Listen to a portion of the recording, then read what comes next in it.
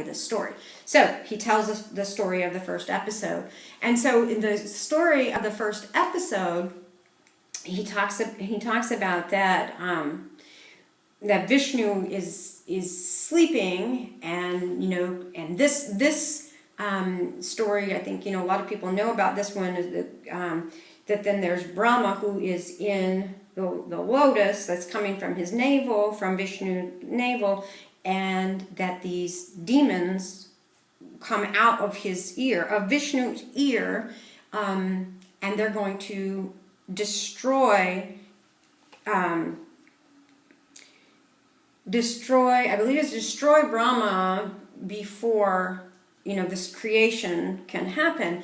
And it's really kind of weird, but and maybe other people have had these ideas, I don't know, but so for whatever reason it's kind of come into my head that so this lotus thing, that is going to sound nuts, but this is what I really think.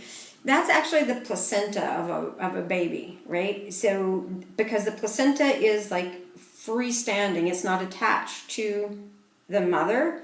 It's inside the womb and it's attached to the baby through the navel. But that's the lotus, and that is the creationary force, and that these demons that come from Vishnu's ear, that these are the karma and the samskara of this seed life that's there. And that those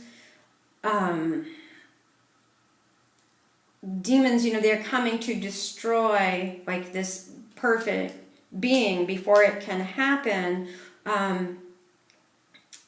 is like, if you believe in reincarnation, it's that thing that, this life is going to be coming, and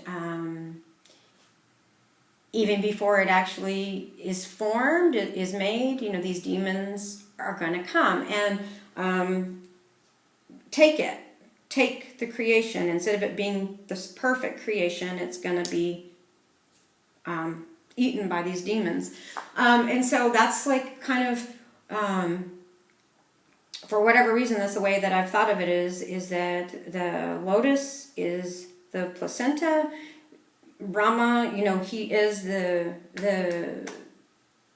creationary force of that, but those demons that come are the karma and the stuff from the past life, is that come out of the ear of the Vishnu, who is the incarnation, right, the maintainer.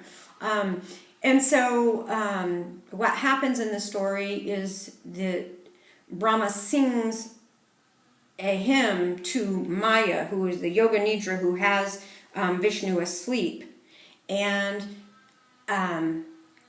she withdraws from Vishnu, and he fights these demons, and he ultimately fights them, like 1,000 years or some really long time, and he does ultimately defeat them.